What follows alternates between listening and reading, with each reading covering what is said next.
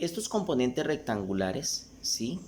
Tanto AX y AY, que son las componentes rectangulares en el eje X y en el eje Y del vector A, tienen unas medidas, tienen unas distancias determinadas. Miremos entonces.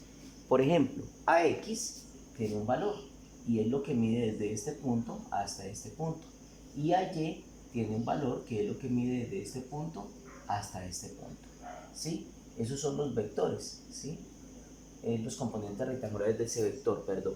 Entonces, tienen unas medidas, o sea, ¿cómo puedo calcular yo cuánto miden estos vectores, estas componentes, perdón? ¿Cuánto miden esto? Cómodamente yo puedo coger la regla, medir de aquí hasta acá, o coger la regla y medir de acá hasta acá y decir, mire, la componente rectangular de AX mide, un ejemplo, 18 centímetros y la componente rectangular de AY mide, por ejemplo, 15 centímetros. Yo podría medirlo con la regla. Eso está muy bien.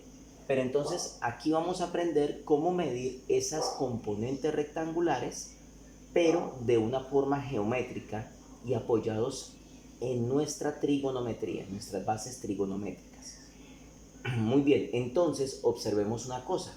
Miremos, voy a borrar esta línea punteada para que miremos solamente ese triángulo rectángulo que se nos formó allí, ¿sí? Entonces miremos que esta AY que es de aquí a acá es este mismo valor, miremos que tienen la misma distancia, o sea, de aquí a acá es AY, o sea que este valor también es ¿quién? AY. Bueno, esta quedó muy rara. Esto sería la componente rectangular AY, lo que mide de este punto a este punto. Muy bien. Entonces miremos una cosa, observemos que esto es un triángulo rectángulo, ¿sí? Si lo observamos solamente. Allí nos vamos a dar cuenta que este es el cateto adyacente y este es el cateto opuesto.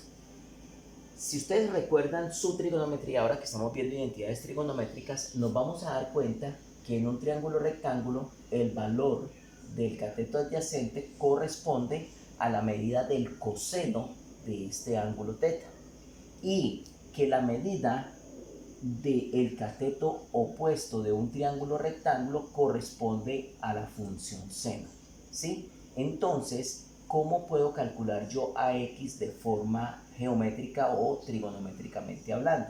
Entonces yo podría decir que la componente rectangular AX, sin tener que medirla con una regla, no es otra cosa más que lo que mide A, el vector A, ¿sí? La medida de su vector en unidades, multiplicado por el coseno. Recordemos que aquí funciona el coseno ¿de qué? De este ángulo teta, ¿sí? Entonces, la componente rectangular AX se trabajaría con esa formulita. Sería el producto de lo que mide A, o sea, el vector A, que mide 25 centímetros, multiplicado por el coseno del ángulo. Porque estamos hablando de la componente horizontal. Y en este caso tenemos AY. Para AY ya sabemos entonces que aquí trabaja la función seno en un triángulo rectángulo. Entonces sería lo que mide el vector A multiplicado por el seno, ¿sí? Por el seno del ángulo que teta. Y esta sería la formulita trigonométrica para hallar esta medida de AY, la componente rectangular del vector A en Y. Y esta sería la fórmula para hallar la componente rectangular del vector A sobre el eje X.